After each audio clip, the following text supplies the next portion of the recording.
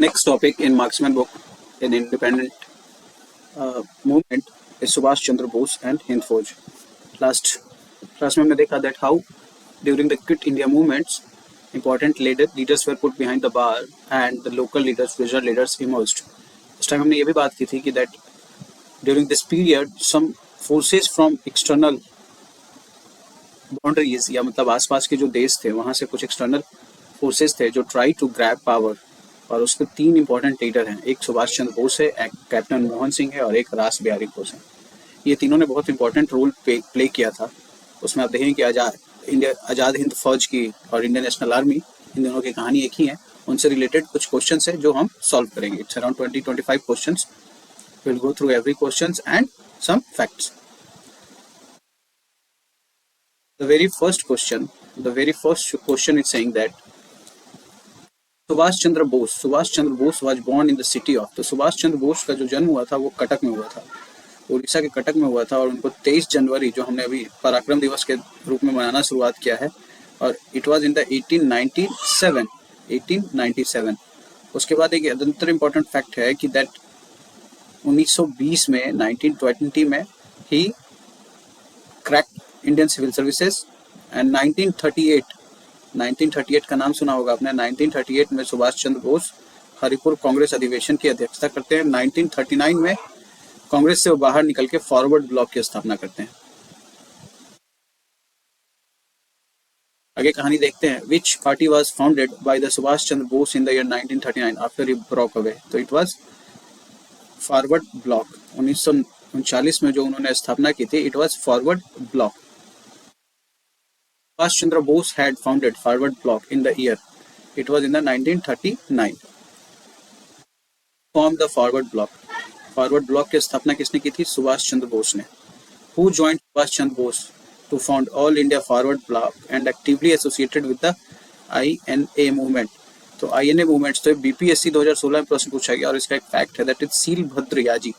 वैसे तो ये गांधीयन था इनका जीवन का approach, but it was that he was also influenced by that आपके सुभाष चंद्र बोस के साथ, और उन्होंने INA मूवमेंट में उनका साथ दिया। The result of whose brain is INA and who founded it।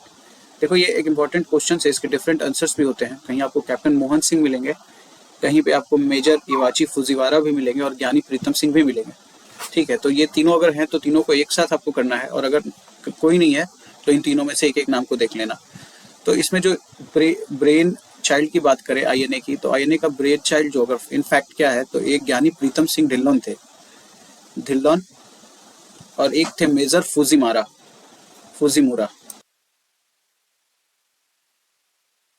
Major Fujiwara. So ये तीनों का कोलैबोरेशन था। थोड़ी थोड़ी कहानी हम देख लेते हैं। तो ढिल्लन जो थे, ज्ञानी प्रीतम सिंह ढिल्लन, ये जो थे एक गदर पार्टी में, आपके जो रिवॉल्यूशन हुआ था उस टाइम में ये इंस्ट्रूमेंटल थे। उस टाइम में इनका एज कम था, बाद में ये शिफ्ट हो गए दूसरे कंट्री में। He fled via Burma to Bangkok, Singapore पहुंच गए थे। ठीक है, और वहां पे दूसरे लोगों के साथ, इंडियन रेवोल्यूशनरी के साथ मिलकर उन्होंने छोटी सी एक गुट ऑर्गेनाइज किया। ठीक है, और उसके बाद जब वो इवाची फुजीवारा से मिलते हैं, वो जापानी फील्ड एजेंसी के हेड थे, एंड उन्होंने अपने जो ये ढिल्लन और इनके जो ग्रुप्स हैं उनको यूज करना चाहा, और इनको बोला कि you organise it against the British governments. बाद में जब कैप्टन मोहन सिंह आते हैं इन्हीं के साथ, तो ये ओनली ऑपरेशनल कमांडर बन जाते हैं। तो उनका जो कैप्टन मोहन सिंह जो थे वो ऑपरेशनल कमांडर बने थे इंडियन नेशनल आर्मी के, और इसका पर्पस था fight for Indian national independence. तो इसमें कैप्टन मोहन सिंह का नाम होगा, और यहाँ पे INA was brain child of.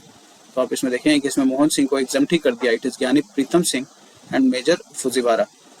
तो 1 and 3 is the correct answer. ये इसका करेक्ट आंसर है। The next question is question number 8, which says who suggested the idea of the Indian National Army। अब देखो इसमें अगर वो तीनों नाम नहीं है, अगर सिर्फ एक कैप्टन मोहन सिंह है, तो give the name of captain Mohan Singh. In which year the Indian National Army was founded? Indian National army की जो स्थापना हुई थी 1942 में हुई थी। 1942 में हुई थी। ठीक है, एंड इसमें इंपॉर्टेंट लीडर एक और आते हैं जिसका नाम था रास बिहारी बोस। इनका संबंध इससे है। First commander of Azad Hind Fauj, operational commander की बात की हमने, तो it was the Mohan Singh. Organisation of the Azad Hind Fauj was declared, किस डेट को डिक्लेयर किया गया था ये? तो इसमें भी आपको दो डेट्स याद रखने होंगे। एक तो आपको 4 जुलाई 4 जुलाई को 4 जुलाई 1943 में रास बिहारी बोस ने आईएनए कमान, या आईएनए जिसको आजाद हिंद फौज भी बोलते हैं, को की कमान सुभाष चंद्र बोस को दे दिया। ठीक है। और 21 अक्टूबर 1943 को provisional government of free India की स्थापना की गई। ठीक है। और ये उसी डेट को माना जाता है कि आजाद हिंद फौज डिक्लेयर किया गया उसको। कहीं कहीं क्लियर आंसर भी होता है that Subhash Chandra Bose announce the establishment of provisional. तो आप देखोगे कि 21 अक्टूबर 1943 को। वेयर वाज आजाद हिंद फौज सेटअप, आजाद हिंद फौज की जो स्थापना की गई थी वो कहाँ पे की गई थी? तो it was setup in the Malaya, Singapore. Malaya और सिंगापुर बाद में एक ही पार्ट में हो गए, एक ही के भाग हो गए। Which Indian revolutionary helped Subhash Chandra Bose in the establishment of आजाद हिंद फौज? तो आजाद हिंद फौज का जो हेल्प किया उस वहां पे, तो इट वाज द रास बिहारी बोस, जिन्होंने जुलाई में उनको कमान दी थी। The head office of the head office of the Azad Hind Fauj was located at the Rangoon. The next question number 16 से, हु सेड तुम मुझे खून दो मैं तुम्हें आजादी दूंगा? तो it was the Subhash Chandra Bose. Subhash Chandra Bose ने बोला था that you give me the blood, I will give you the freedom. During the Indian freedom struggle, who of the following raised an army called Free Indian Legion? तो ये एक important question है और इससे बहुत सारी कहानियां भी हैं इसके आगे पीछे। तो ठीक है, सुभाष चंद्र बोस जर्मनी पहुंचते हैं 1941 में, और वहां पे वो फाउंड करते हैं द फ्री इंडिया सेंटर। और उस टाइम में जर्मनी किसके अंदर, जर्मनी का जो इम्पोर्टेंट लीडर था वो कौन था? एडोल्फ हिटलर ने बोला कि ठीक है फ्री इंडिया सेंटर यहाँ पे बना लो। ठीक है। सुभाष चंद्र बोस फिर नॉर्थ अफ्रीका जाते हैं और वहां पे द फ्री इंडियन लीजन की भी स्थापना करते हैं।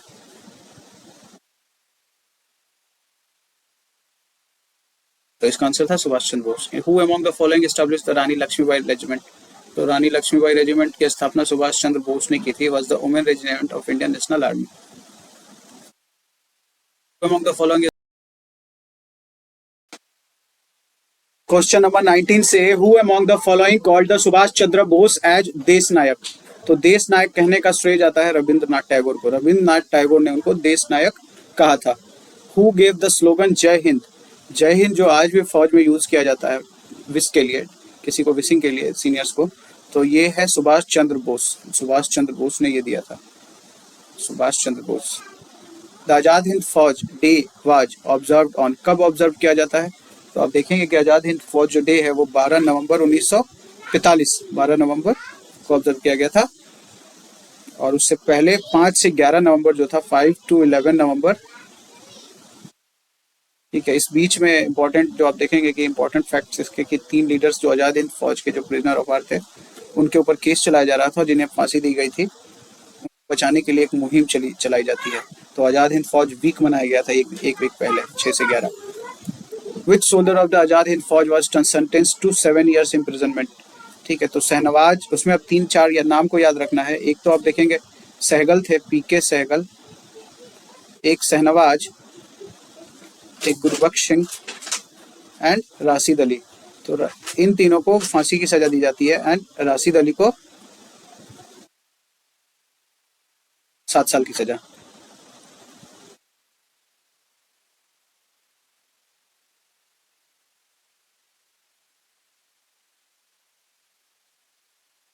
ये सब जो लीडर्स के नाम है, who among the followings Azad Hind Fauj did not face Red Fort trials? तो it was captain Mohan Singh who did not face the Red Fort trials. Who among the following headed the group of advocates to urge the case on behalf of the Indian National Army in 1945? ये किसने किया था? तो जो case जो था it was Bhulabhai Desai deal कर रहे थे। और अदर जो मेंबर थे उसमें केएन कटजू, तेज बहादुर सप्रू, जवाहरलाल नेहरू, ये सब जो इम्पोर्टेंट लीडर्स थे। एक और नाम याद रखिएगा, आसफ अली। इन्होंने एक केस फाइट किया ब्रिटिश के against to save the that who are the involved in the Indian independence movement on behalf of Indian National Army.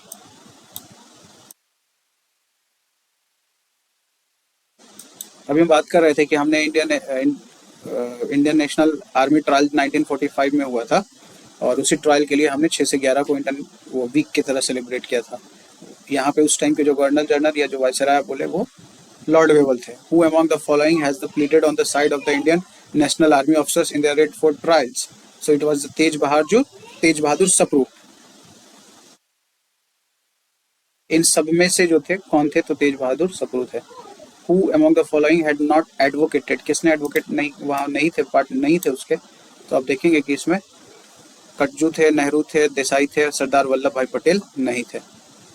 At the Congress working committee meeting at Allahabad 1947 में following members was able to secure a majority of his plan of guerrilla war against the Japanese due to the India's univocal stand against Nazism, fascism and imperialism. तो ये इतने ideological person Jawaharlal Nehru थे, ये उनका था। So it was around 20 questions. थोड़े facts को देख लेते हैं। तो this is the facts which you need to understand.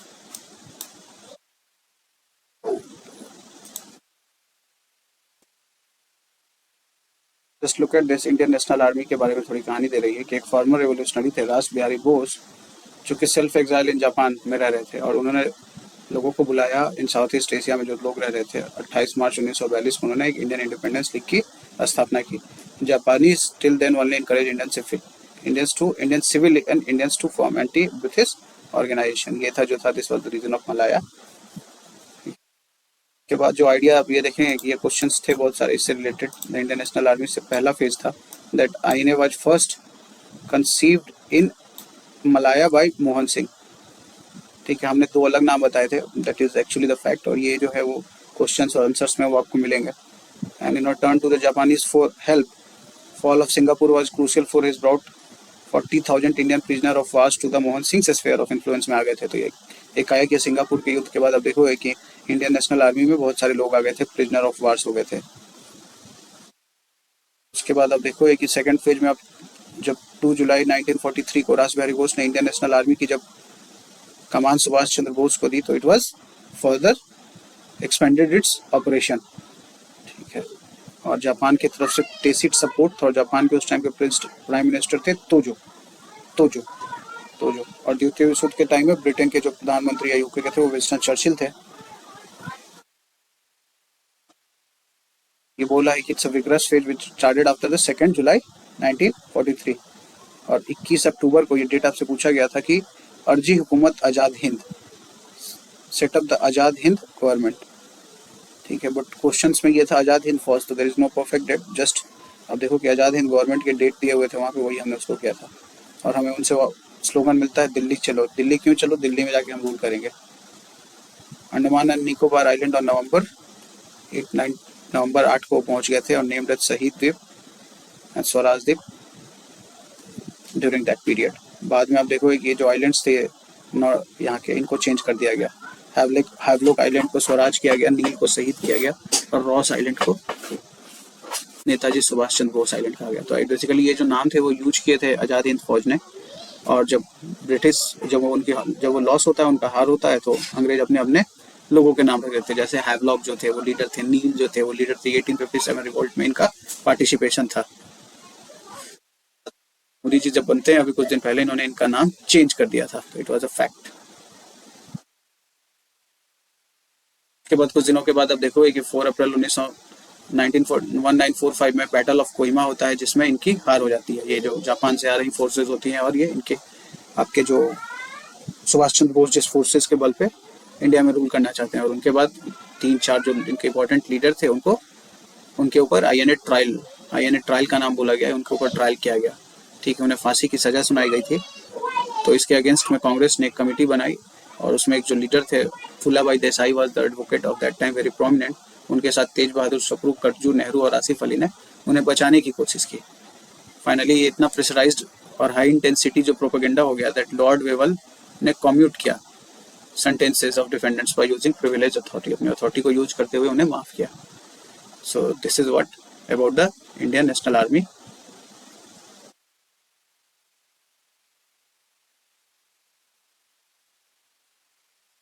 Next topic modern history का है cabinet mission plan. Cabinet mission plan, cabinet mission plan. तो ये आपने देखा तो ये कॉन्स्टिट्यूशनल एडवांसमेंट की दृष्टि से इम्पोर्टेंट है। और हमने ये देखा कि द्वितीय विश्व युद्ध के टाइम में यूके की तो जस्ट हालत बुरी हो गई थी पॉलिटिकली, और फिर बाद में वहाँ की सरकार भी चेंज हो जाती है। और आप इस बार देखते हैं कि यहाँ पे जो भी सरकार होती है वो क्लेमेंट एटली बनते हैं सरकार। इससे पहले विंस्टन चर्चिल थे, वो क्लेमेंट एटली बनते हैं। क्लेमेंट एटली एक बार फिर से एक मौका लेना चाहते हैं सो दैट कि they continue their rule in India and satisfy the politicians of India. और जो भी इंडियन लोगों के एस्पिरेशंस थे उसको सेटिस्फाई करे, और सो दैट कि वर्ल्ड कम्युनिटी के सामने उनका अच्छा पैट बना रहे। तो उन्होंने यहाँ पे कैबिनेट मिशन प्लान को भेजा। It was headed by the sir Patrick Lawrence, ठीक है। और ये अनाउंस हुआ था फरवरी के महीने में, और ये मार्च में यहाँ पे पहुंचा था। ऐसे क्वेश्चंस मिलेंगे कि कब पहुंचा, कब अनाउंस हुआ, तो हम ये क्वेश्चंस को हम देखेंगे। कैबिनेट मिशन से रिलेटेड ये क्या कहना चाह रहा था। Cabinet mission was presided over by, तो it was the Stafford Cripps के द्वारा दैट सॉरी करेक्शन, वो क्रिप्स मिशन था जो 28 में आई थी। कैबिनेट मिशन जो था वो sir P Lawrence, Patrick Lawrence, ठीक।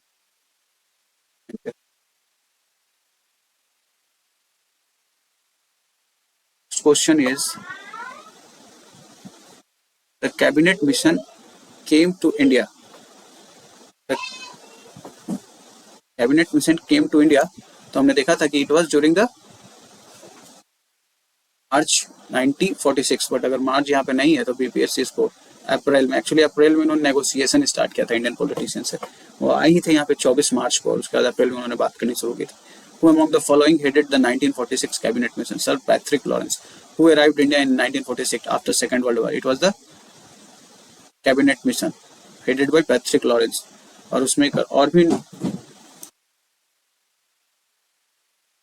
पैट्रिक लॉरेंस के अलावा स्टैफोर्ड क्रिप्स, एवी अलेक्जेंडर, क्रिप्स और A V Alexander were the other members of the cabinet mission.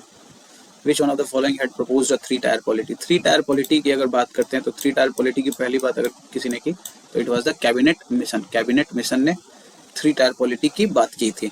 वो हम इसके डिटेल्स को देखेंगे क्या है three-tier polity. The cabinet mission 1946 comprised of 3 cabinet ministers. Who among the following was not the member? कौन नहीं थे? तो लॉर्ड एमरी नहीं थे, ये थे, लॉरेंस थे, अलेक्जेंडर थे, क्रिप्स थे। Who among the following was not a member? तो इसमें अब जॉन साइमन जो थे वो नहीं थे, और बाकी पैट्रिक लॉरेंस, क्रिप्स और A V Alexander. Which of the following was not a member of cabinet mission? तो इसमें आप देखोगे विलियम वुड का नाम नहीं है, बाकी ये सारे मेंबर्स थे। It made its proposal in May. It still wanted a united India. There was to be the federal union composed of British provinces. The above quotation is related to. So ये provisions की बात कर रहा है, तो this provisions were considered true by the cabinet mission.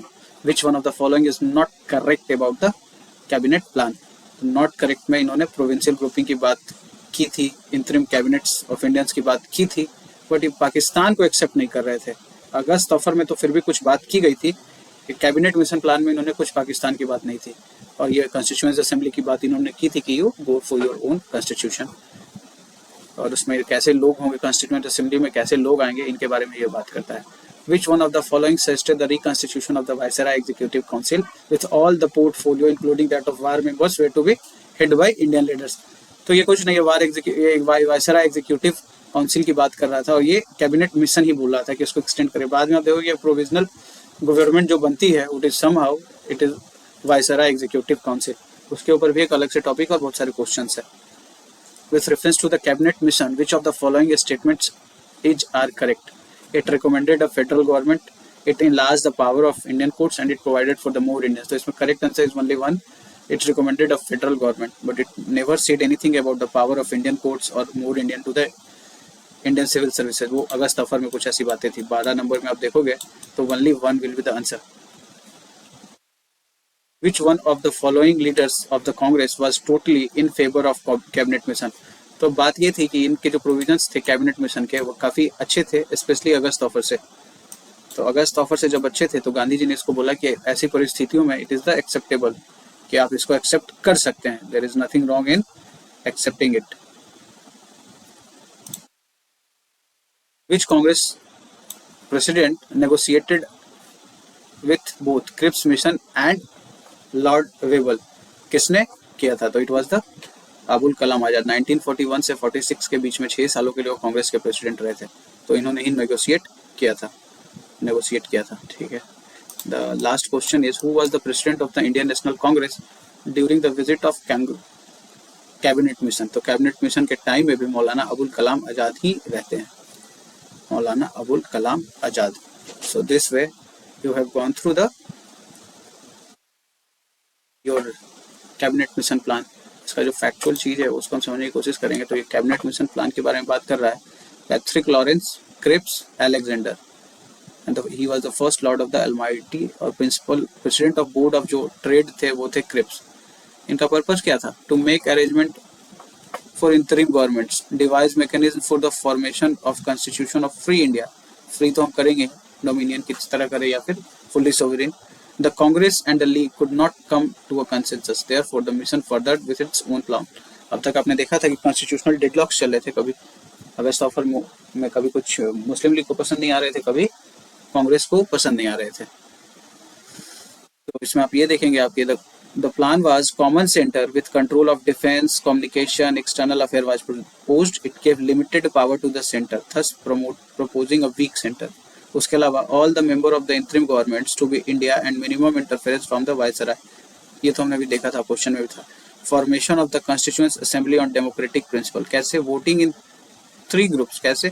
General अपने candidates को, Muslim and Sikhs अपने कैंडिडेट्स को वहां पे पहुंचाएंगे। Initially 389 members to be in the constituent assembly, जिसमें 292 जो थे वो प्रोविंसेस थे कुछ इलेक्टेड कुछ नॉमिनेटेड, और प्रिंसली स्टेट्स को 93 मेंबर्स भेजना था वो नॉमिनेट करके। कांग्रेस ने इससे पहले जो लेके आए थे प्रपोजल, उसको मना कर दिया था कि नहीं, ऐसे काम नहीं चलेगी। All subject except union and residue were to be allocated to the provinces. The 3-tier executive legislator at provincial section and union level. और उसके अलावा ये ग्रुपिंग करने की बात करते हैं 3 सेक्शन में, A, B, C, जिसमें Madras, Mumbai central province, united province, Bihar, Orissa, Hindu majority province को एक साइड कर दिया, और Muslim majority province section B में Punjab, north west frontier, Sindh, और साथ ही साथ एक और Muslim majority province Bengal and Punjab. और मुस्लिम लीग को तो ये तुरंत पसंद आ गया कि चलो यार ये तो अच्छा है, मुस्लिम मेजोरिटी एरिया की बात करते हैं, ठीक है। बट कहीं ना कहीं ये पाकिस्तान की बात स्पेसिफिकली नहीं किया है, बट मुस्लिम इंटरेस्ट के लिए इन्होंने कुछ बात किया था। और members of the group to decide constitution of the provinces separately. Constitution of the union was to be devised by the whole constituent assembly. इसके बाद फर्स्ट जनरल इलेक्शन होगा, province would be free to come out of the group. ये प्रथम election होगा, उसके बाद से वो अलग हो सकते हैं। उसके अलावा 10 साल के बाद भी provinces would be free to call for reconsideration of the group और द यूनियन, ठीक है। कांग्रेस ने इसको ऑब्जेक्ट किया। Compulsory grouping was opposite to the request of provincial autonomy. हम प्रोविंशियल ऑटोनॉमी की बात कर रहे हैं, आप ग्रुपिंग करने की बात कर रहे हो। Nominated members from the princely states were not accepted, ये वही इनका था। शुरुआत में मुस्लिम लीग ने इसे एक्सेप्ट किया। In Muslim League accepted the plan and 24 June Congress accepted the long term plan. बोला जब गांधी जी ने ही जब बोल दिया तो कुछ ना कुछ तो ऐसे होगा ही कि कांग्रेस एक्सेप्ट करेगा। बाद में लीग ने रिजेक्ट किया the plan in response to the Nehru statement. Nehru का ने क्या कह दिया? Nehru implied constituent assembly as a sovereign and would decide on the rule of procedure on its own. ये बोला कि हम तो जो कॉन्स्टिट्यूएंट असेंबली हम बनाएंगे वो सोवरेन होगा, वो हम डिसाइड करेंगे कि हम क्या रूल बनाते हैं। तो पॉइंट ये आ गया, इनको प्रॉब्लम ये हो गया मुस्लिम लीग को कि जैसे ही अगर रूल चेंज होगा तो ये जो ABC जो का जो प्रोविजंस बताने की बात कर रहे हैं, डिवीजन करने की बात कर रहे हैं, कहीं से ही वो निगेट ना कर दिया जाए। तो लीग ने इसे बाद में रिजेक्ट कर दिया गया और डायरेक्ट एक्शन डे मनाया उन्होंने 16 अगस्त 1946। इसको बोलते हैं प्रत्यक्ष कार्यवाही दिवस, ठीक है। ये हम आगे बढ़ रहे हैं, हमारा कॉन्स्टिट्यूशन भी डेवलप होने की बात कर रहे हैं हम लोग, और साथ ही साथ हमें गवर्नमेंट बनाने की बात कर रहे हैं, और इसी साथ ही साथ आप देख रहे हैं कि हम we are leading towards the partition. Constituent assembly की बात तो इन्होंने कर दी, और उसमें आप देखें कि कॉन्स्टिट्यूएंट असेंबली की स्थापना ये 1946, और इससे रिलेटेड कुछ क्वेश्चंस हैं उसे भी देख लेते हैं हम लोग। ये आइडिया की बात आती है। The first question is which one of the following gave the idea of constitutional assembly for India. तो इंस्टीट्यूशनल वन ऑफ द, ये थोड़ा कंफ्लिक्टिंग क्वेश्चन इसलिए है, मैं बताता हूँ। Following give the idea, idea की अगर बात करें तो आइडिया का डिफरेंट आइडियाज तो थे, वो आज से नहीं चल रहे थे, वो बहुत से पहले चल रहे थे। आप जानते होंगे कि दैट स्वराज जो था, constitution of India was seen in Swaraj विधेयक, 1895 में एक स्वराज विधेयक आया था, उसमें ये बात की गई थी पहली दफा, स्वराज विधेयक। फैजपुर सेशन में 1936 में कांग्रेस ने इसकी बात की थी, कॉन्स्टिट्यूशन की, और इसमें यह भी बोला गया था कि there will be a constitution, constituent assembly जो कि अपना संविधान लिखेगी। और बाद में स्वराज पार्टी जो भी थी वो that also promoted the same cause. So यहाँ पे इस तरीके से ऐसा कोई आंसर नहीं है, बट ये कहा जा सकता है कि विच ब्रिथिस मिशन और plan had give the idea of the constitution assembly, और उसके लोगों का निर्वाचन कैसे होगा, मोर डिटेल जो तरीके से इसने बात की, तो it was the cabinet mission plan. तो यही आंसर दिया गया था, कैबिनेट मिशन प्लान। उसके बाद under the cabinet mission plan the total number of seats, total number of seats allotted to each province, हर प्रोविंस को सीट दिए गए थे कॉन्स्टिट्यूएंट असेंबली में, वाज रफली in the ratio of 1 representative to the 10 lakh की जनसंख्या पे एक सीट दिए गए थे। और सभी अलग अलग कैटेगरी से आप देखे होंगे, जनरल के लिए अलग, हिंदू के लिए अलग, मुस्लिम्स के लिए अलग। Which one of the following first mooted the idea of constituent assembly to the frame of constitution. तो यहाँ पे ये देखो, कांग्रेस पार्टी जो 1936 के फैजपुर सेशन में पहली बार बात की करते हैं कि there must be a constituent assembly, और जबकि कॉन्स्टिट्यूशन की बात जो थी वो 1895 में किया था, स्वराज नाम के विधेयक में।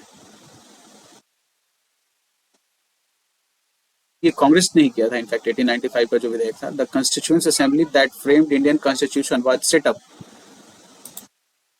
ये सेटअप किसके द्वारा किया गया था, तो it was under the cabinet mission plan, cabinet mission plan के द्वारा।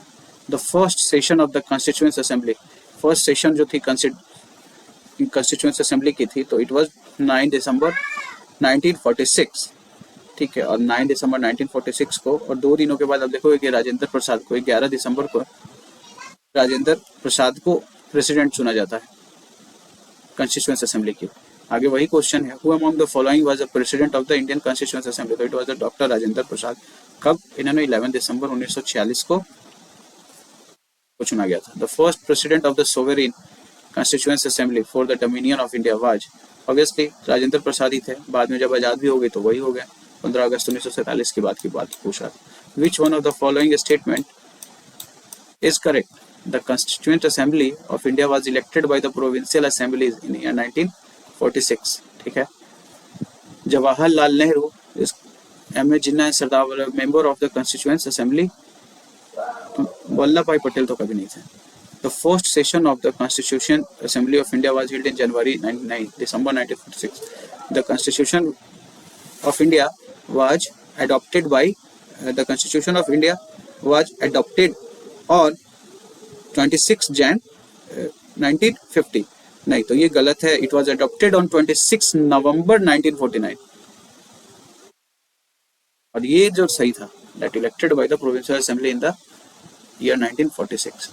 सच्चिदानंद Singh Sinha was associated with the, तो Sachchidananda Sinha was associated with the quit India movement and he was elected as a temporary president in the constituent assembly. Constituent assembly के temporary president थे वो। 9 दिसंबर को जब वो जब मिले कॉन्स्टिट्यूएंट असेंबली, तो वो उसके प्रेसिडेंट बने। Who among the following held the office of speaker in central legislation of British era and the parliament of free India, British era के टाइम में जो लेजिस्लेटिव असेंबली रही और बाद में जब पार्लियामेंट बना, उन दोनों में रहे कौन रहे, स्पीकर कौन रहे, ऑफिस ऑफ स्पीकर, तो इट वाज द जीवी मावलंकर। जीवी मावलंकर 1946 से 47 तक ये रहे, and then 1952 to 1956 तक। So this is how you knew about the Constituent Assembly। अब Constituent Assembly बन जाती है तो वैसे ही क्वेश्चंस कुछ हैं। It is related to the formation of interim government। interim government की स्थापना की जाती है। कहानी ये होती है कि 12 अगस्त 1946 को 12 अगस्त 1946 को लॉर्ड वेबल जो हैं वो इनवाइट करते हैं कांग्रेस प्रेसिडेंट जवाहरलाल नेहरू को कि आप आइए और इंतरिम गवर्नमेंट बनाइए, ठीक है। अब ये इंतरिम गवर्नमेंट जो बनती है तो शुरुआत में मुस्लिम लीग जो है ना उसको उसमें पार्टिसिपेट नहीं करती है शुरुआत में, और इसका डेट है, इट्स डेट ऑफ इट्स सितंबर 1946, सितंबर के 1946 में इंतरिम गवर्नमेंट की स्थापना की जाती है। विच पोर्टफोलियो, क्वेश्चन है इससे कुछ क्वेश्चन है, which portfolio was held by the doctor Rajendra Prasad? तो doctor Rajendra Prasad was holding the food and agriculture ministry. ठीक है। In the interim government who held the railway portfolio? ज्यादातर फैक्चुअल क्वेश्चंस होंगे। रेलवे पोर्टफोलियो किसके पास था? तो it was the Asaf Ali. Asaf Ali. ठीक है, Asaf Ali. Who head the interim cabinet? Interim cabinet जो फॉर्म किया गया उसमें कौन हेड कर रहा है? तो it was the Jawaharlal Nehru. In the leadership of Pandit Jawaharlal Nehru interim government formed on September 1946। सितंबर में पहले इंटरिम गवर्नमेंट फॉर्म कर लिया, उसके बाद constituent session. Next question is when the Indian Muslim League was inducted into the interim government और Liaquat Ali Khan was assigned the portfolio? तो आप देखें कि शुरुआत में तो वो मना कर दिए थे, बाद में लियाकत अली खान को फाइनेंस मिनिस्ट्री दी गई थी। तो he was leading the finance ministry. Who among the following was the finance minister in Nehru's interim government? तो it was the Liaquat Ali Khan. Who among the following was not the member of interim government? तो इसमें आप देखोगे कि B R Ambedkar was not the part of the interim government. B R Ambedkar was not the part. Who among the following was not minister in interim government? तो इस तरह के questions बार बार पूछे जाते हैं। तो फॉर्म ऑन 2 सितंबर को जो फॉर्म हुआ था उसमें इंटरिम उसमें कौन नहीं थे? तो अबुल कलाम आजाद was also not the part of the interim government. ठीक है। in which province Muslim League formed the government after the 1946 election? तो इट वाज बंगाल। और बंगाल में उनके जो लीडर थे फजलुल हक थे, और उन्होंने एक पार्टी थी जिसका नाम था कृषक प्रजा पार्टी, उसके साथ मिलके सरकार बनाई। Muslim League observe the direct action, प्रत्यक्ष कार्यवाही दिवस 16 अगस्त 1946। Partition of India and independence के क्वेश्चंस को हम सॉल्व करेंगे। And we have around 50 questions. First question कहता है that the British government decided and declared to leave India by June 1948। तो ये जो स्टेटमेंट है और ये जो क्वेश्चन है, it is asking about the कब डिक्लेयर किया था। तो ब्रिटिश गवर्नमेंट जो आप देखेंगे कि 1946 में क्लेमेंट एटली वहाँ के प्राइम विंस्टन चर्चिल के बाद लेबर पार्टी से वहाँ के प्राइम मिनिस्टर बनते हैं। And he declared that by June 1947 we will leave the India. 30 जून 1948 का उन्होंने टाइम दिया था और डिक्लेरेशन किया था 20 फरवरी 1947। और उन्होंने आप देखें लॉर्ड वेबल को रिप्लेस किया था लॉर्ड माउंटबेटन से, और माउंटबेटन यहाँ पे आए थे मार्च 1947 में। 1947 the British monarch at the time of the Indian independence भारतीय आज़ादी के टाइम में जो ब्रिटिश के जो मोनार्क थे, राजा कौन थे? तो इट वाज द जॉर्ज 6। तो आप देखें कि जॉर्ज दिल्ली दरबार वगैरह जो था वो जॉर्ज पंचम के टाइम में हुआ था, और जॉर्ज 6 थे 1936 से 1952 तक ब्रिटिश मोनार्क रहे थे। Question number 3, who one of the following parties was in power in UK? तो पार्टी इन पावर जो यूके में थे तो वो थे लेबर पार्टी। ये लेबर पार्टी के ही नेता थे अपने Clement Attlee. Who was the prime minister of England? Prime minister of England कौन थे? Clement Attlee. 46 में आए थे। Lord Mountbatten came to India as a viceroy along with specific instruction. So balkanize Indian subcontinent, ऐसा कुछ instruction उनके पास नहीं था। Keep India united if possible, यही करेक्ट आंसर है। यही आंसर यूपीएससी ने भी इसको सही कंसीडर किया है। विच plan became the platform of Indian independence? तो भारतीय आज़ादी के लिए आप देखेंगे कि जब लॉर्ड माउंटबेटन आते हैं तो सबसे पहले वो इंटैक्ट रखने की कोशिश करते हैं और फिर वो माउंटबेटन प्लान देते हैं, और यही माउंटबेटन प्लान है जिसमें division was just last option, और उस माउंटबेटन प्लान के ऊपर ही आपके देश का इंडिपेंडेंस मिलता है और साथ ही साथ विभाजन भी होता है। क्वेश्चन नंबर 7 पूछ रहा है that the Mountbatten plan became the basis for the partition of country. Partition वो आए तो थे ट्रांसफर ऑफ पावर के लिए, but finally it was the partition of the country, और यही आंसर को कंसीडर किया गया सही। Mountbatten plan June 1947 provided for a referendum in which of the following provinces? तो उन्होंने ये ऑल 3 जो थे Sindh, Balochistan, north east frontier provinces, इन जगह पे रेफरेंडम कराने की बात कही। The British parliament passed the Indian Independence act. तो इंडियन इंडिपेंडेंस एक्ट जो था ब्रिटिश पार्लियामेंट ने पास किया था जुलाई 1947, 18 जुलाई को उन्होंने पास किया था, और ये था इंडियन और इट केम इन फोर्स, तो इट वाज आल्सो इन 18 जुलाई 1947। 18 July 1947. The formula for transfer of sovereignty to India in 1947 was known as Mountbatten Plan. Lord Mountbatten के द्वारा बनाया गया वो प्लान था। और आप देखोगे कि the Mountbatten plan regarding the partition of India was officially declared. Officially इन्होंने कब डिक्लेयर किया था? सो इट वाज ऑन द 3 जून 1947 को ये ऑफिशियली डिक्लेयर किया गया था। बाद में ब्रिटिश गवर्नमेंट ने उसे 18 जुलाई को इंडियन इंडिपेंडेंस एक्ट की तरह पास किया। 1947 की बात है ये सब।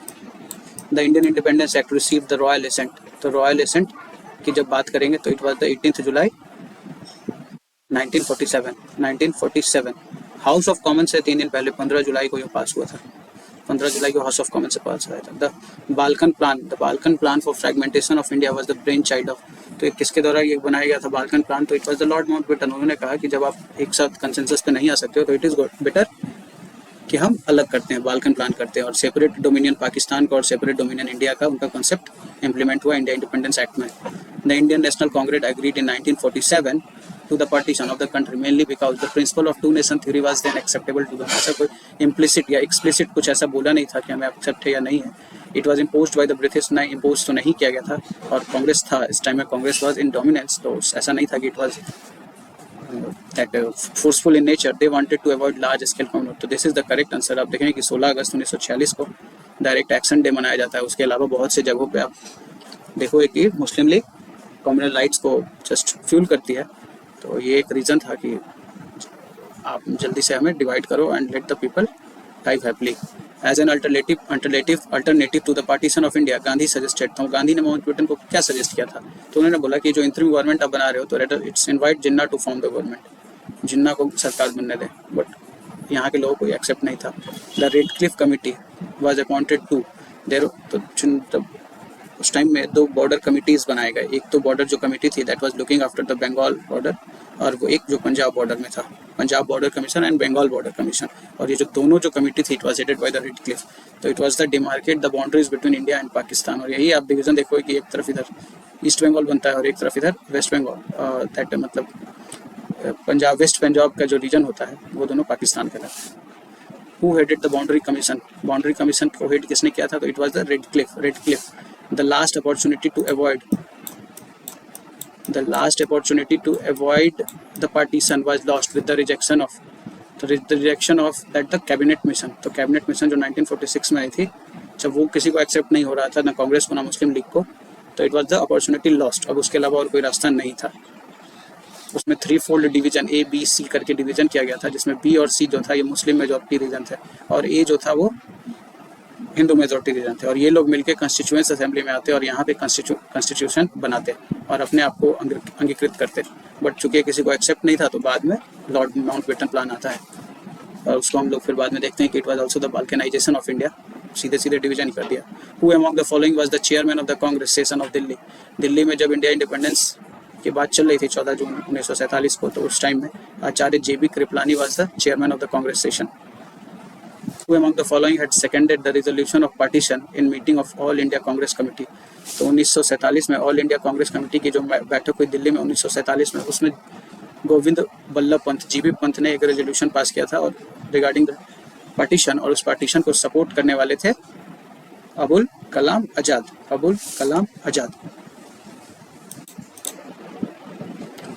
Question number 22. Who of the following took the passing of the resolution on the partition in the meeting? Surrender of nationalism in favor of। It's a very strong statement और ये कांग्रेस के अगेंस्ट बोला गया था। और ये doctor Kitchlew, he was the president of Punjab regional Congress, ये उन्हीं का स्टेटमेंट था। उसके बाद ये यहाँ से निकल के कम्युनिस्ट पार्टी की तरफ इनका रुझान हो गया। Who presided over the Delhi session of Indian National Congress? तो it was the JB Kripalani. Question number 24. In the meeting of All India Committee on June 14, 1947, who among voted against the partition of India? Partition of India के against में किसने vote किया था? उसके against में किसने vote किया था? तो it was the Khan Abdul Ghaffar Khan, जिसको हम सीमांत गांधी के भी नाम से जानते हैं, और साथ में इनकी लाल कुर्ती रेड शर्ट्स जो ऑर्गेनाइजेशन थी इसके बारे में भी हम जानते हैं। खुदाई खिदमतगार। Which of the following assumed sovereign power at the midnight of? sovereign power किसको मिला 1914 और 15 अगस्त के मिडनाइट को? तो it was the constituent assembly को मिला।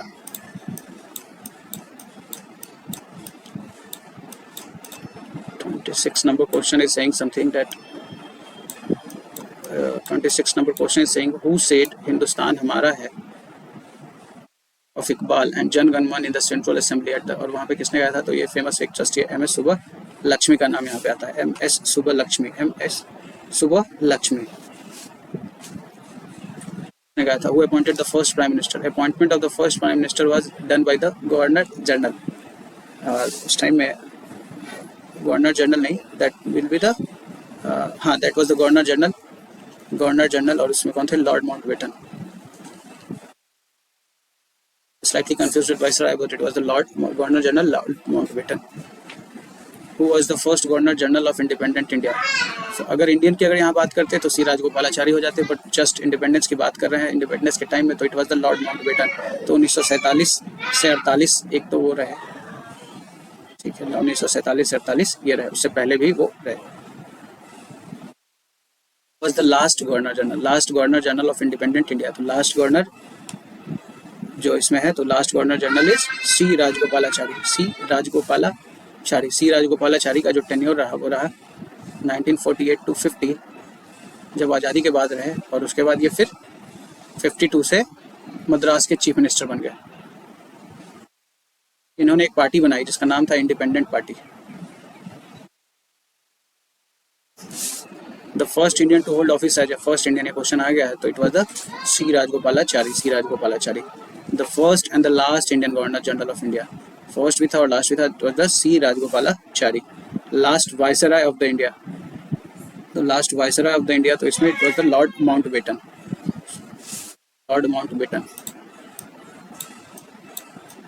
मार्च 1947 में आए थे और 1948 तक वो यहाँ पे रहे.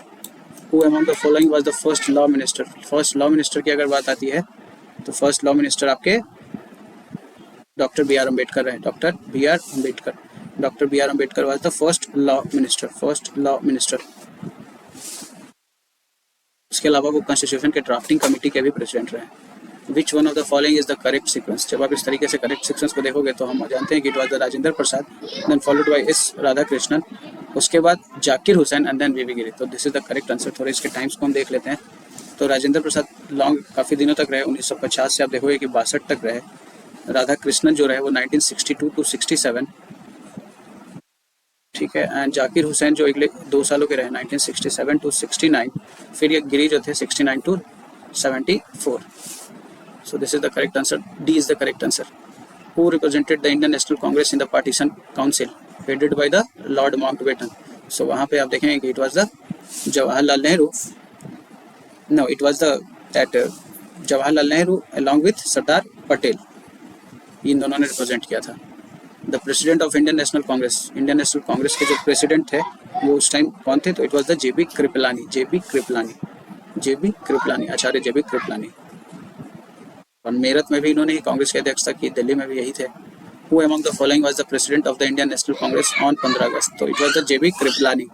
Question number 38. Who presided over 1946 session of the Indian National Congress? तो मेरठ में जो 1946 में हुई, it was the JB Kripalani. Who was the Congress president at the time of the transfer of power? तो it was the JB Kripalani. In August 1947, who of the following leaders did not participate anywhere Independence Day celebration? तो it was the Mahatma Gandhi. जो communal riots हो रहे थे उससे वो ज़्यादा आहत थे. 26 जनवरी 1950 को chosen for the enforcement of the Constitution, because ये 26 जनवरी 1930 को हम फर्स्ट इंडिपेंडेंस में मनाए थे. और ये कब था? लाहौर अधिवेशन 1930, ठीक है. Indian nationalism was the child of the British rule. Who made this statement? तो ये आर कोपलैंड का स्टेटमेंट है. उन्होंने कहा कि जो भारतीय जो नेशनलिज्म है वो तो ब्रिटिश नहीं, जस्ट ब्रिटिश के ही फोर्सेस थे जिन्होंने इसको बनाया है. बट बाद में नेशनलिस्ट जो इतिहासकारों हैं उन्होंने बोला कि हाँ ये स्टेप चाइल्ड तो था बट इट वाज स्टेप, और जिसका गला इन्होंने खुद दबाने की कोशिश की. तो हमारे पास इसका भी जवाब था, ठीक है. तो पॉइंट इज दैट कि नेशनलिज्म में इतना इंपॉर्टेंस, हाँ कंट्रीब्यूशन तो थे but it was just occasion, ठीक है. इन्होंने ये कभी नहीं चाहा कि नेशनलिज्म आगे बढ़े, और इसीलिए बहुत से आप देखोगे कि प्रेस पे ये regulations, licensing acts, gagging acts ये लेके आते हैं. मोर ओवर बहुत से एक्ट्स ऐसे लॉ एंड ऑर्डर मेंटेन करने के लिए बहुत से ऐसी धाराएं लेके आते हैं जिसका पर्पस ये होता है कि no one should ask question from the government of the day. Who among the following said that the most notable achievement of the British rule was the unification of India? Unification of India in the terms of political unification almost आप कह सकते हैं, because अब देखो कि जो भी development हुए रेल रोड इन सब से, और moreover try to consolidate their gainings by different way, British ने एक तरीके से कंसोलिडेट तो किया, ठीक है, but they had their own purpose. Question number 44 कहता है कि British India made free in 1947, ठीक है, 15 अगस्त 1947। Britain had become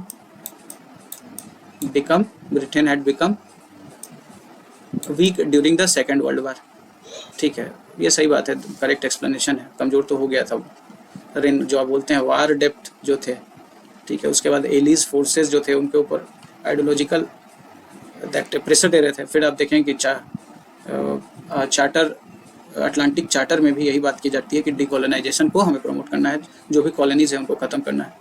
given below the two statements, one levelled as assertion and other levelled as reason, क्या कहा इसमें? The British sovereignty continue to exist in free India, नहीं ऐसा कुछ नहीं हुआ था। आज़ाद means Azad.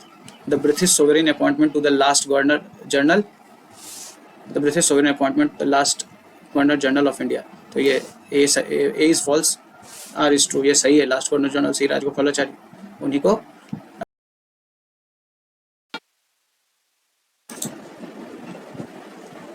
Last question of this section, question assertion, ये इंपॉर्टेंट स्टेटमेंट है, ये कह रहा है that the Indian National Congress accepted the Mountbatten plan. Yes, accept तो क्या था, because it believed in the two nation theory. No, two nation theory को उनका कभी यकीन नहीं था, ठीक है, they accepted as they had no option at all, so it was that A is true but R is false.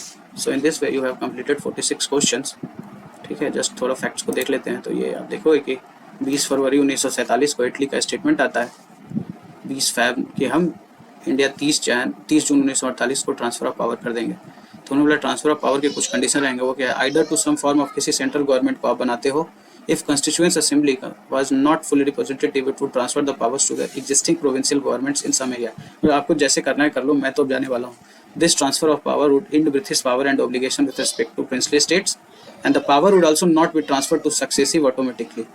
Lord Mountbatten को उन्होंने वायसराय बनाया जो मार्च में यहाँ पे आए, replacing lord Wavell, and he was the last viceroy of the British India. Muslim League ने इसके बदले में सिविल मास डिसोबीडियंस लॉन्च किया। फिर आप देखेंगे कि जब माउंटबेटन आते हैं तो माउंटबेटन जो थे he was the last viceroy, तो first viceroy of the independent India being C Rajagopalachari. He was sent to India with a task of exploring option of unity. यही क्वेश्चन था हमारे पास कि एक्चुअली बेसिकली वो डिवीजन करने तो आए नहीं थे, बट वो डिवीजन कर दिए क्योंकि उनके पास कोई रास्ता नहीं था। But M A Jinnah was adamant about sovereign Pakistan. Congress gave consent to the partition in June, subsequently in June थी पुरानी दिल्ली में, आप देखोगे कि जहाँ पे कांग्रेस सेशन होती है वहाँ पे ये एक्सेप्ट कर लेते हैं कांग्रेस। इस प्लान में क्या था, माउंटबेटन प्लान में, the provincial assembly of Bengal and Punjab would meet separately, one representing Muslim district and another Hindu majority districts to decide on the partition by voting। बोला आप रेफरेंडम प्लेबिसाइड कर लो, ठीक है। Referendum to be commenced in case of north west that frontier provinces and Sylhet district of Bengal। Sindh was free to take its own decision in case of partition। अगर partition होता है तो 2 dominions and 2 constituent assembly to be formed। चूँकि Congress demands a unified India, all its demands to be met। Independence of princely states तो बिल्कुल अलग ही ruled out कर दिया गया। They could either join India or Pakistan, और बंगाल को आज़ादी नहीं दी गई। Association of Hyderabad to the Pakistan was negated। अब देखो कि Hyderabad is somewhere in here and it wanted to merge with the Pakistan, so it was not accepted, ठीक है। Boundary Commission under Sir Redcliffe, हमने देखा हमने Boundary Commission।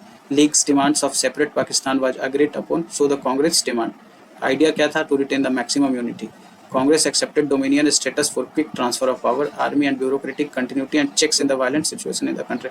So वही बात थी, कांग्रेस के पास कुछ रास्ता था नहीं, तो उन्होंने बोला चलो इसको एक्सेप्ट करते हैं। फिर आप देखोगे कि माउंटबेटन प्लान को जब रेटिफाई किया जाता है as a form of Indian Independence Act 18 जुलाई 1960 को इसका एसेंट दिया जाता है इसको, और इसमें देखो कि इंडियन दो इंडिपेंडेंट डोमिनियन बनते हैं, इंडिया और पाकिस्तान। उनका अपना एक गवर्नर जनरल होता है for time being for the implementation of the act, जो कि ब्रिटिश इम्पोर्ट करते हैं। और जिसमें देखो Mountbatten was for Indian dominion and M A Jinnah for the Pakistan. उसके अलावा देखते हैं कि constituent assembly of each dominion to exercise power of legislature. ये जो कॉन्स्टिट्यूएंट असेंबली थी यही लेजिस्लेचर बन गई थी टाइम बिंग के लिए। Existing assemblies to dissolve till new constitution was adopted. Governance to be carried out in accordance with the government of India Act 1935। ये अपने आप में एक बहुत व्यापक था और उसी से रिलेटेड था। So in this way you have completed the Indian independence and partition. Next जो है टॉपिक है, it is the constitutional development of India. इसमें we have around 51 questions, 51 questions. तो स्टार्टिंग फॉर द, ये आपके पॉलिटी के भी पार्ट होंगे, तो जस्ट इसको रीड करते हैं और बहुत इजी है ये क्वेश्चन, ये ज़्यादातर आप याद रखे होंगे। Very first question, in which year regulating act was pass. तो regulating act was pass by British parliament for the regulation of British East India company in Indian territory, specially Bengal में उनको कंट्रोल करना था, ठीक है। और इसमें आप देखोगे कि गवर्नर जनरल ऑफ बंगाल का अपॉइंटमेंट किया जाता है और उसको सुपरवाइजरी पावर्स दिए जाते हैं मद्रास और बॉम्बे के ऊपर। इसकी एक काउंसिल थी गवर्नर जनरल की, एंड दैट हैड 4 मेंबर्स, और दे हैड गवर्नर, बट ये जो 4 मेंबर्स थे आगे में कॉन्फ्लिक्ट हो जाता है और वारेन हेस्टिंग को अपॉइंट किया जाता है first governor general of Bengal. तो it was the 1773। In which of the following acts for the first time provision was made for the post of Governor General of Bengal। तो governor general of Bengal के बारे में regulating act 1773 बात करता है। फिर question आता है कि that regulating act was passed in the year of 1773। In which year was the regulation act passed. तो it is 1773। Under the provision of regulating act a provisional assembly of Bihar was set up. तो under the provision, किस provision में ये था, that was in the 1774। कब पास किया गया था, तो पास तो 73 में हुआ था, और बिहार में कब बनाया गया, तो इट वाज 1774, ठीक है। The supreme court was set up for the first time. Supreme court की स्थापना रेगुलेटिंग एक्ट 1773 से प्रेरित है। Supreme court of Kolkata in started, और ये सुप्रीम कोर्ट जो कहाँ थे, कोलकाता में, तो उसी को started and it was introduced by the act. किस एक्ट से, तो ये 1773 एक्ट थे। द फर्स्ट चीफ जस्टिस का अगर यहाँ पे नाम आता है, स्टैब्लिश्ड जो कोर्ट स्टैब्लिश किया गया था कलकत्ता में, तो उसमें आप देखोगे इलिजा एम्पे जो थे वो फर्स्ट चीफ जस्टिस बना था। उस जो सुप्रीम कोर्ट ऑफ कोलकाता बना था उसमें 1 चीफ जस्टिस प्लस 3 अदर जजेस अपॉइंटमेंट हुआ था उनका कलकत्ता में। और ये वर्क कब करना स्टार्ट करना शुरू किया था, 1774 में। 73 वाले एक्ट में बात किया और 74 में इन्होंने काम करना शुरू किया। Which act gave the right to reject the decision of the committee to the governor general. तो ये जो आप इसमें आप देखोगे कि it was in the act of 1786 act of 1786। So Pitt's act जो 1784 में आया था, उसको पावर्स को और एम्पावर किया गया उस टाइम के गवर्नर जनरल को, और वे थे लॉर्ड कॉर्नवालिस को एम्पावर किया गया, और उनको एक्ट ऑफ 1786 में जो कमिटी थी उसको राइट, उसके ऊपर वीटो पावर दे दिया गया। Which of the following acts empowered Lord Cornwallis to overall the decision of the council. तो डिसीजन ऑफ काउंसिल में आप देखोगे कि it was the act of 1786 का जो एक्ट था।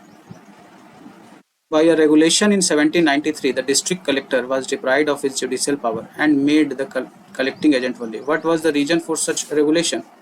तो लॉर्ड कॉर्नवालिस ने ऐसा माना, felt that the district collector efficiency of revenue collection would enormously increase without the burden of other work. सब कोई रीजन नहीं था। Lord Cornwallis felt that judicial power should compulsorily be in the hands of the Europeans. Possible एक reason हो सकता है, while Indians can be given into the job of revenue collection in the district. But बहुत strong statement नहीं है ये। Lord Cornwallis was alarmed at the extent of power concentrated in the district collector and felt that such absolute power was undesirable in the one person, and this is the exact reason. उसके बाद the judicial work demanded a deep knowledge of India and good training, law and order. ये सब ऐसा कोई feeling नहीं था। Main he was alarmed with the increasing power, और उसलिए उन्होंने सेपरेट किया रेवेन्यू एडमिनिस्ट्रेशन को और जुडिशियल एडमिनिस्ट्रेशन को, जिसमें collector was the head of the revenue department in district, और जुडिशियल में जो थे ये मजिस्ट्रेट बने।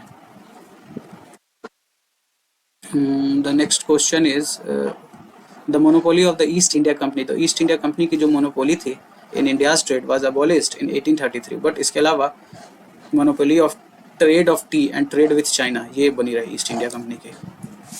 Which of the following is one of the reason for considering Charter Act of 1813 important for India? 1813 के जो एक्ट था इसका क्या मतलब इम्पोर्टेंस रहा?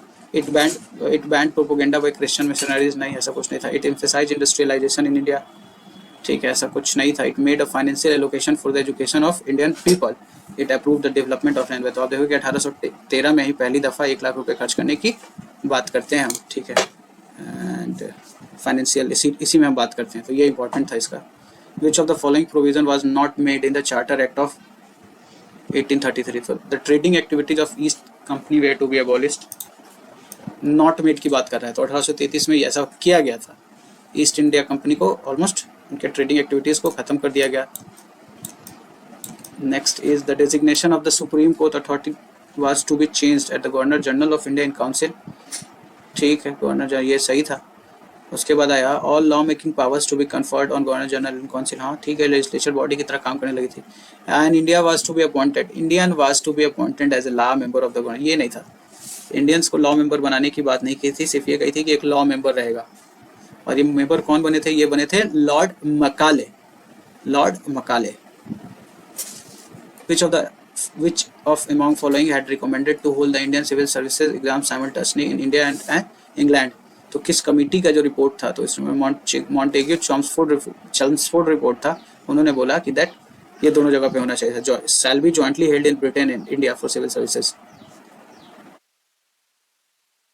और उन्हीं के रिकमेंडेशन से द सिविल सर्विसेज जो was held together in England in India from 1922 onwards, 1922 onwards,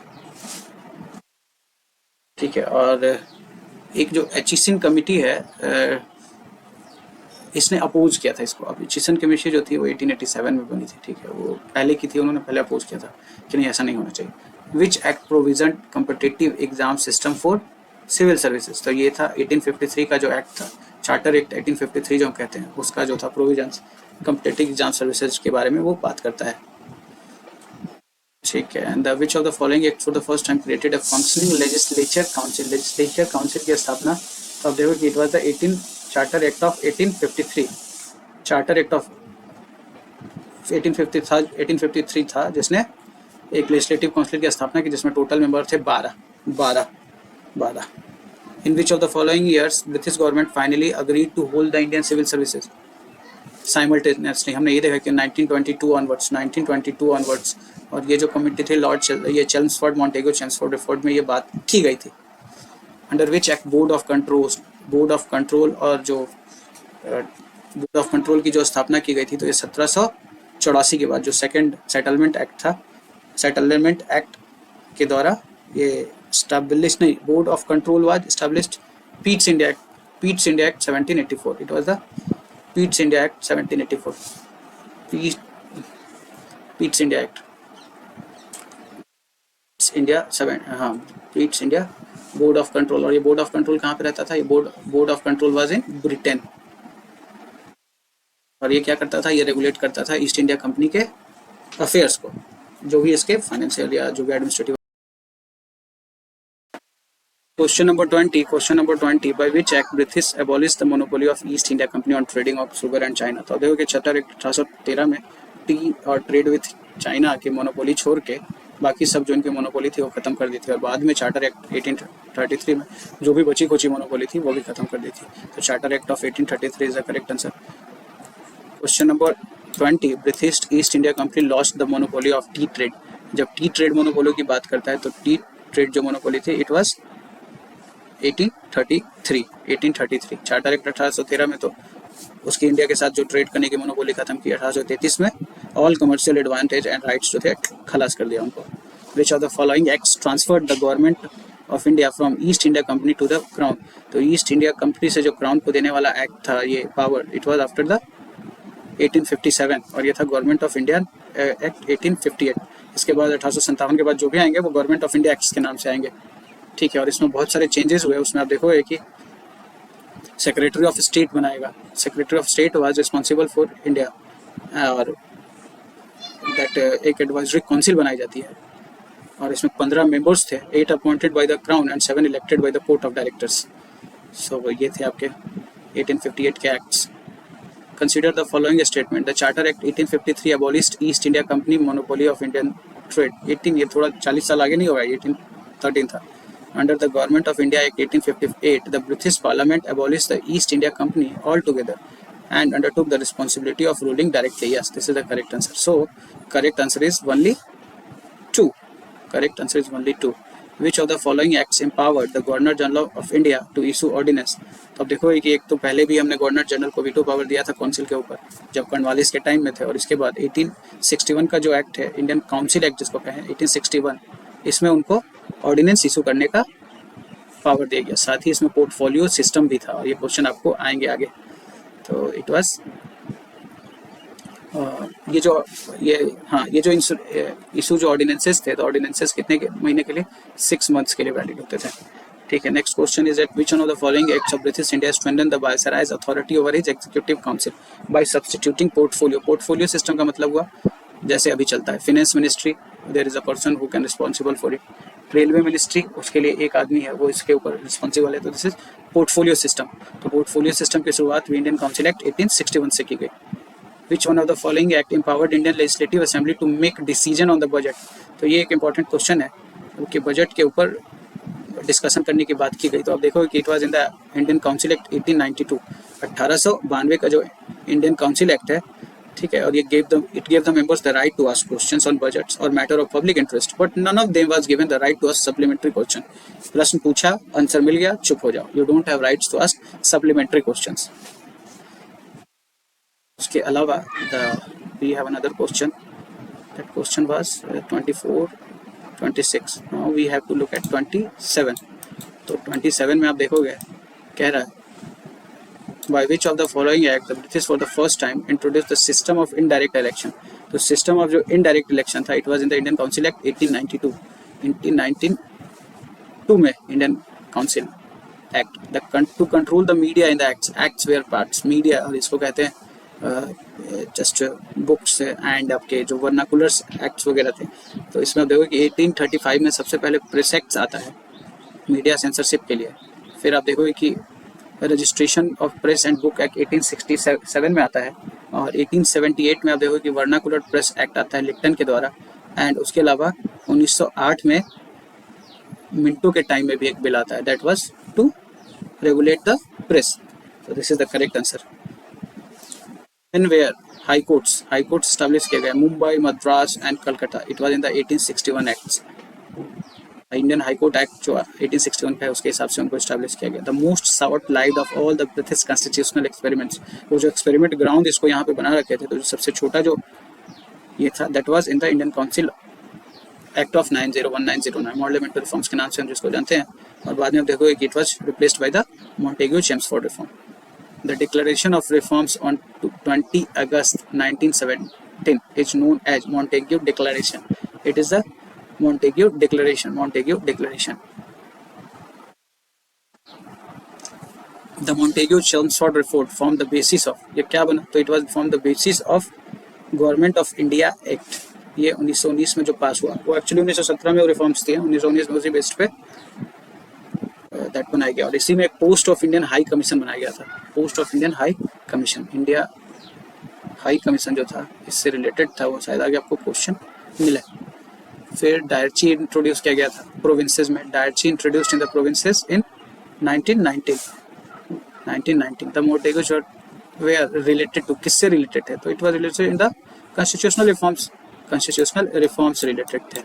फिर नया जो क्वेश्चन आता है, The Government of Indian Act of 19 is clearly defined.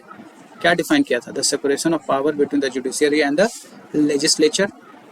ठीक है. Then ये कह रहा है the jurisdiction of central and provincial governments. यही तो था डायची, इसकी बात कर रहे थे. The power of the Secretary of State for India and the Viceroy. बिल्कुल नहीं. ठीक है. The correct answer is B. The principle of Dietary was introduced by the Act of 1919. Identify the incorrect statement about the Government of India Act 1919. This act also known as Mordlemento, नहीं, it is 1909. बस यही आपको मिल गया, incorrect ही पूछ रहा था. But आगे पढ़ लेते हैं. This act sublated central and provincial subjects. बिल्कुल सही है. Government of India act came into force in 1921. बिल्कुल सही है. Montagu was the secretary of state for India and lord Chelmsford was the viceroy. मतलब मॉन्टेग्यू वहाँ पे थे फॉरेन में, और यहाँ पे चेम्सफोर्ड थे. Which of the following report was the baseline of the Government of India Act? Baseline of the Government of India Act में कौन सी रिपोर्ट्स क्या कब आए? 1935 में. तो ये देखोगे आप, इसमें समझो 1946 cabinet mission, Cripps mission 1927, Rowlatt mission, ये that it's different thing. Simon commission उससे पहले. तो क्रिप्स मिशन जो थे वो 1942 के करीब में था, तो it should be the Simon commission. So it was the Simon commission which became the base for the government of India Act 1935.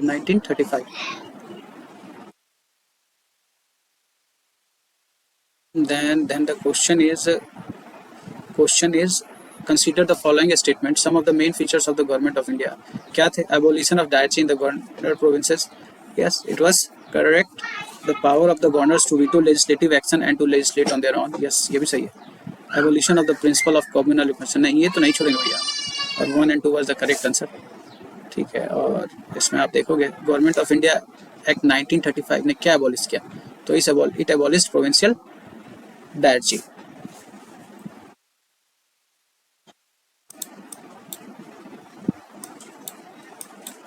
Why Government of India Act 1935 is important?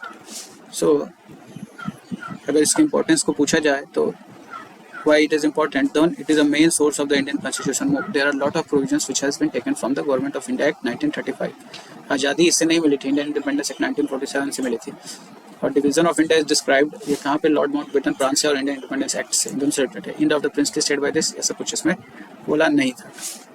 फिर आप देखोगे क्वेश्चन नंबर 42 कहता है which of the following is not a feature. क्या नहीं है? Not a feature. तो not a feature of dyarchy at the centre as well as in the provinces, a bicameral legislature, provincial autonomy, all India federation. तो इसमें जो correct answer है, इसने इसको हटाने की बात की थी. तो नॉट ए फीचर, तो ये ऐसा कुछ बात नहीं करता है. जबकि बाइकैमरल लेजिस्लेचर थे, प्रोविंशियल ऑटोनॉमी की बात की और ऑल इंडिया फेडरेशन की बात की थी. The real intention of the British to include the princely states in the federal union proposed by the Indian Act. Real intention क्या था?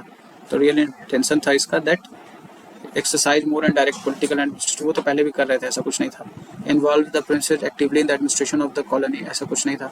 Finally affect the complete political and administrative takeover of all the princely states, नहीं. Use the princes to counterbalance the anti-imperialist doctrines of the nationalist reasons, ये था. ये एक तरीके से ना उनको अपील करने की कोशिश थी कि भैया आप इनको से डील करो. Who among the following said about the act of 1935, a car which had a brake but no engine? So ये famous statement, it was the Jawaharlal Nehru. तो उन्होंने गवर्नमेंट ऑफ इंडिया एक्ट 1935 को इससे कंपैरिजन कर दिया. फिर आप देखोगे in question number 45, in which session Indian National Congress had rejected the government of India act. अब रिजेक्शन की बात आ गई, तो इसमें देखोगे कि लखनऊ सेशन जो 1936 में होता है, उसमें उन्होंने इसको 1935 एक्ट को रिजेक्ट कर दिया.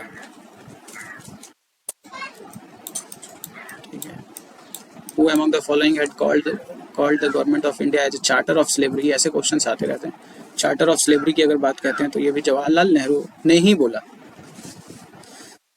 ठीक है. And next question is the instrumentation of instructions contained in the government of India act 95 have been incorporated in the Indian constitution in the year 90. ये क्या है? ये आपके जो डीपीएसपीज हैं, these are the instrument to instructions. मतलब while formulating policies and rules, government should look after these facts or these realities. Who said it had? I have not to beg pardon in connection with the allegation that in the draft of the constitution a major part of the government of India Act 1938 has been reported.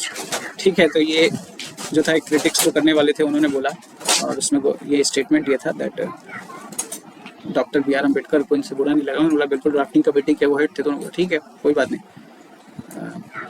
Most of the provisions चले गए. In Government of India Act 1985 provided for the provincial autonomy, the establishment of federal court, ठीक है, and all India federation in the center. तो इसका जो correct answer है ये all 3 1 2 3 जो है ये तीनों सही है. प्रोविंशियल ऑटोनॉमी की बात की, फेडरल कोर्ट की स्थापना की, all India federation eight the centre की स्थापना की बात कर रहा था ये. Question number 50 that match list 1 with the last 2. Establishment of board of control देख लेते हैं. Establishment of board of control, establishment of supreme court, कुछ याद आ रहा होगा कि it was 1773. तो बी का अगर आपके पास कहीं 1773 है तो ये मिल गया. Permission for appointment of Christian missionary, तो ये आपको याद होगा जब आप एजुकेशन सिस्टम के बारे में पढ़ रहे होंगे, ब्रिटिश एजुकेशन सिस्टम में. तो यू कैम टू नो कि it was the charter at 1813 कि जिसमें 1 लाख रुपये और अपॉइंटमेंट करने की बात की थी. और लॉ मेंबर जो गवर्नर जनरल काउंसिल का था वो 1833 के एक्ट में है, और इसमें लॉर्ड मैकाले का नाम सुने होंगे. और लॉर्ड मैकाले बाद फिर आप देखोगे कि फेमस मिनट्स ऑफ मीटिंग में ये सब डिसाइड कर देते हैं कि हम क्या आगे पढ़ने वाले हैं. So this is the correct answer B. The question number 50 मैं फिर वही है, कुछ मिलाने की बात कर रहे हैं। ये तो चार्टर एक्ट ऑफ 1813 की बात कर रहे हैं, 1773, 1888 एंड ईस्ट इंडिया एक्ट 1784। तो देखते हैं चार्टर एक्ट 1813। चार्टर एक्ट 1813 में क्या गया है, इन्होंने कंपनीज की ट्रेड मोनोपोली को खत्म कर दिया था, सही है। रेगुलेटिंग एक्ट 1773, तो इसमें आप देखिए कि हाँ, companies directors were asked to present to with his all correspondence documents, regulate करने की कोशिश कर रहे थे। एक्ट ऑफ 1858 में बोला ब्रिटिश इंडिया को, भैया आपने बहुत नाच कर लिया यहाँ पे, अब हमें डांस करने दें। तो ये 3 हो जाएगा। और ये ईस्ट इंडिया एक्ट में क्या क्या उन्होंने बोर्ड ऑफ कंट्रोल की स्थापना की, 2431। सो this is the correct answer. और दिस वे आपने पूरा मार्क्समैन का मॉडर्न हिस्ट्री क्वेश्चंस जो है वो सारे कंप्लीट कर दिए हैं। नेक्स्ट इज जियोग्राफी, वो भी हम जल्दी ही देखेंगे। और थोड़े फैक्ट्स अगर आप देखना चाहें तो you can see here that what were the just constitutional developments, उसमें आप देखेंगे कि started it from the 1773 acts, 1773 act से उन्होंने शुरुआत की। और ये आप देखेंगे 1784 पीच इंडिया लेके आते हैं, 1793 का एक्ट, 1813 का एक्ट, 1833 का एक्ट एंड देन 1853। फिर उसके बाद गवर्नमेंट ऑफ इंडिया एक्ट्स, ये कंपनी के टाइम, कंपनी रूल के टाइम का। उसके बाद जब ब्रिटिश आ जाते हैं तो वो अपना अलग ही कुछ प्रोविजंस लेके आने लगते हैं। तो इसमें आप देखोगे कि रेगुलेटिंग एक्ट में ये क्या है, फर्स्ट एक्ट रेगुलेशन करने की बात करते हैं। फिर ऑफ ईस्ट इंडिया की, गवर्नर जनरल ऑफ बंगाल को गवर्नर ऑफ बंगाल को गवर्नर जनरल ऑफ बंगाल बना देते हैं और वार्नर हेस्टिंग्स बन जाते हैं first governor general of Bengal. और बाकी जो मद्रास प्रेसिडेंसी और मुंबई प्रेसिडेंसी हो, इसको सबऑर्डिनेट किया जाता है।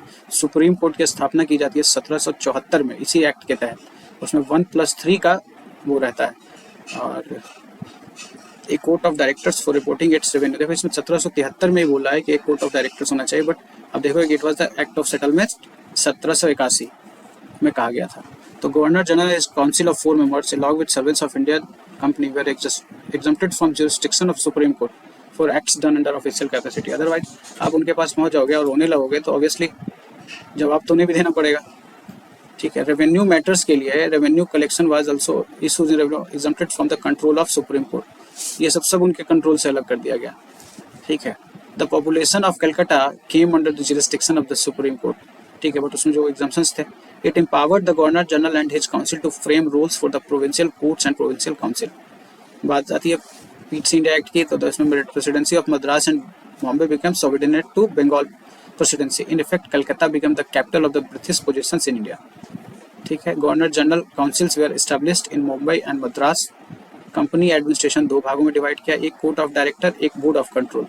Court of director see for court and see for commercial affairs, ठीक है। And board of control is political affairs dealing with the civil and military affairs.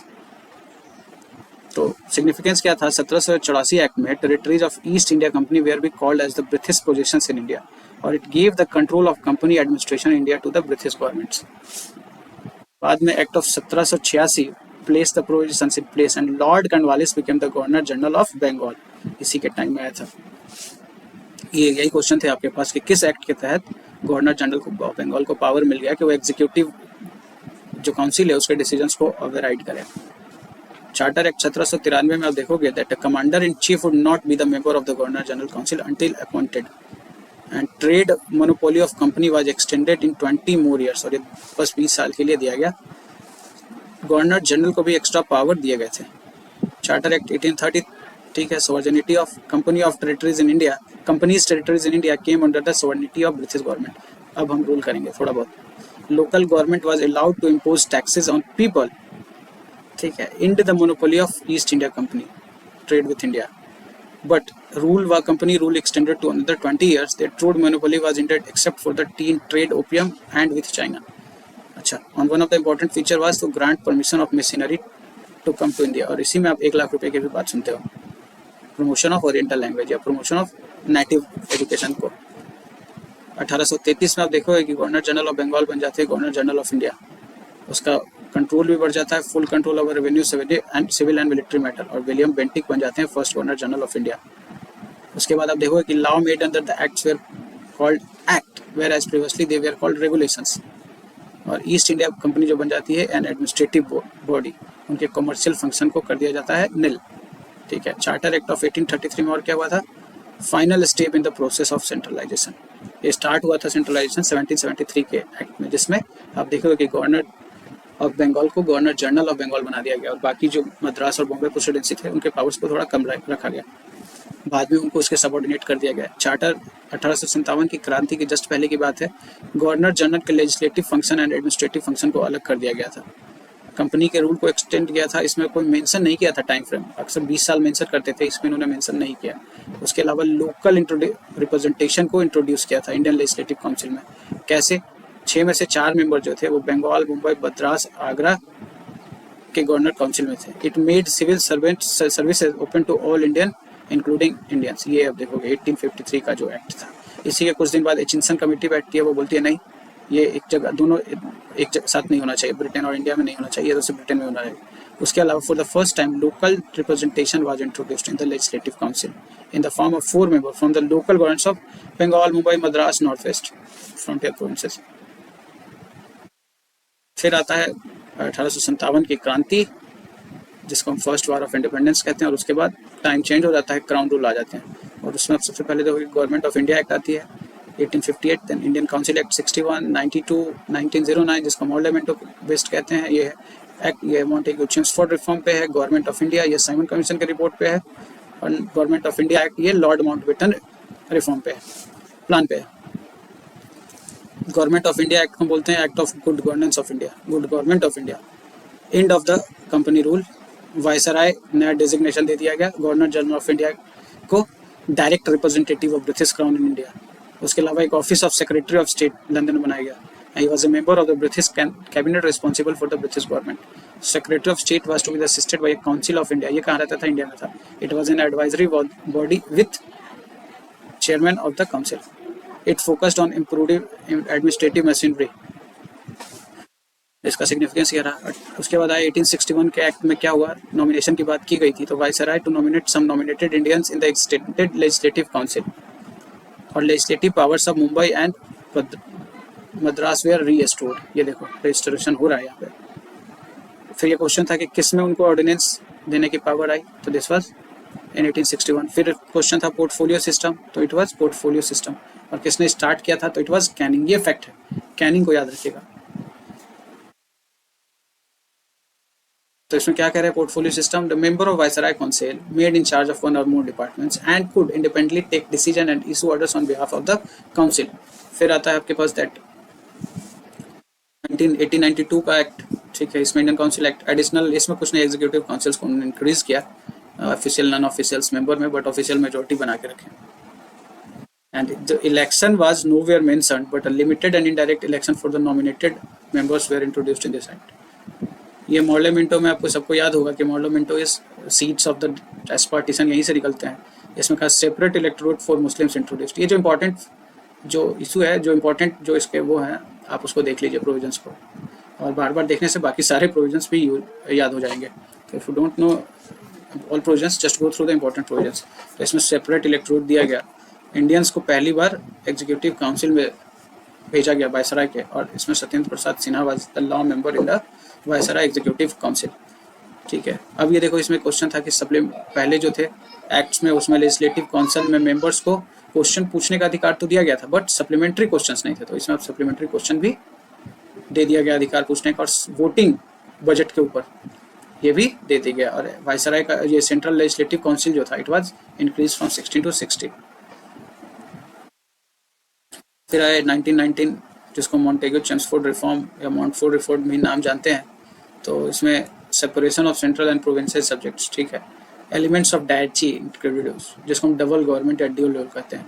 तो इसमें क्या होता है? प्रोविंसेस में division of subjects allocate to the states in 2 category. कैसे? One manage with the executive branch, second by the popular ministry who were Indian in the province. तो ये कौन से एग्जीक्यूटिव ब्रांच, मतलब वायसराय जो है वो अपने जो लोग हैं उनके साथ ही में इसको उस इशूज़ पे डील करेंगे, ठीक है। और वैसे इशूज़ जिस पे मिनिस्टर जो बनाई गई, जो लेजिस्लेटिव काउंसिल, उसके लोग उस पर कानून बनाएंगे। अभी देखो उसको रिजर्व सब्जेक्ट कैसे? प्रोविंस के reserve subjects were to be inspect the governor general and his executive councils, not responsible to the legislative council, ठीक है। और transferred subjects they were to administered by the governor general with the help of the council, और they were responsible to the legislative council for these subjects. पहली बार Indian legislative council to be replaced by the upper and lower house. By cameralism की जो बात करते हैं, upper house lower house, वो इसी से आया, ठीक है। उसके अलावा सेपरेट इलेक्टोरेट जो आप देखेंगे 1909 में मुस्लिमों के लिए दिया, इसमें Sikh, Indian Christian, Anglo European को भी दे दिया। फ्रेंचाइज दिया गया था लिमिटेड नंबर ऑफ पीपल को on the basis of the property और separation of budget from centre as well as from provinces, अलग अलग कर दिया। और इन्होंने एक कमीशन बनाने की बात की 10 ईयर्स आफ्टर दिस। और इसी में आप देखोगे कि ये स्वराज पार्टी वगैरह के प्रोटेस्ट के अंदर आप देखोगे कि 1927 में ही 10 साल पहले ही एक कमीशन लिस्ट सेटअप की जाती है। फिर आता है 1935 एक्ट, अब तक का सबसे बड़ा एक्ट था जिसमें बहुत से प्रोविजंस थे, जो प्रोविजंस मोस्टली आपके इंडियन कॉन्स्टिट्यूशन में इसको इंक्लूड किए गए। तो ऑल इंडिया फेडरेशन जिसमें प्रोविंसेज और प्रिंसली स्टेट्स दोनों रहेंगे, सब्जेक्ट्स का डिवीजन होगा centre provinces and concurrent list में, रेसिड्यूअल पावर किसके पास होगा, गवर्नर जनरल के पास होगा, ठीक है। Princely states did not join the federation, ठीक है, ये अलग बात है। Diarchy was abolished, provincial autonomy was introduced, ठीक है, एंड फेडरल सब्जेक्ट्स को divided into reserved and transferred, और ये कभी हुआ नहीं ऐसा। फेडरल सब्जेक्ट मतलब जो सेंटर, अभी जो सेंट्रल टाइप हुआ उसमें provinces were allowed to act independent unit of administration, came into force 1937 and repealed in 1939। ये देखो 1939 में इनको भी रिपेल कर दिया गया, हटा दिया गया।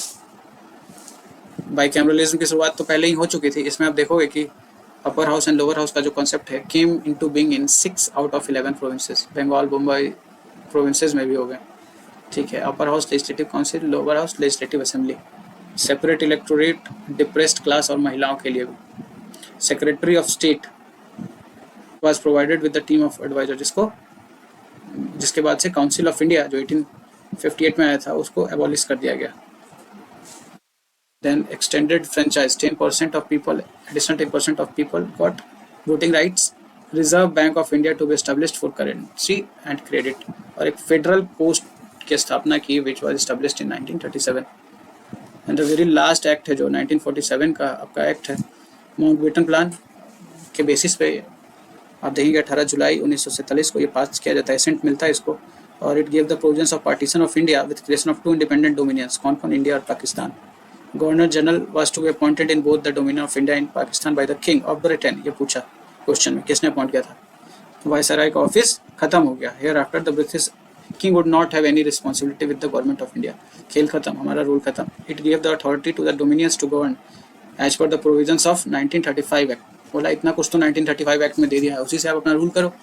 Constituent assembly of the dominions were imparted to frame and enact the constitution, उसके अलावा आप अपना कॉन्स्टिट्यूशन बना सकते हो, ठीक है। और ये बोला कि ये जो कॉन्स्टिट्यूएंट असेंबली है यही लेजिस्लेटिव बॉडी होगी टिल द टाइम आप नया कॉन्स्टिट्यूशन नहीं बनाते हो, नया आप लेजिस्लेटिव बॉडी नहीं बनाते हो। फिर इसमें दिया राइट टू वीटो और ask for reservation of bill of the governor, but way taken away from the British monarch. The office of secretary of state खेल खत्म, नहीं जरूरत है, सेक्रेटरी ऑफ स्टेट कॉमनवेल्थ बना दिया। And the British paramountcy over British came to end and they were allowed to independent और join any dominion and India became independent on 15 अगस्त 1947। तो इस तरीके से आपने देखा that you have completed almost all the questions of modern history और independence India history जो कि एग्जाम्स में पूछे जा चुके हैं, ठीक है। अभी नेक्स्ट हमारा जो सब्जेक्ट होगा that we will either go for world geography और पॉलिटी, और very soon we will start that. Channel के साथ बने रहिए, वीडियो को शेयर करते रहें। आपको अच्छा लगा वीडियो कमेंट्स में लिखे। Thank you very much, have a nice day.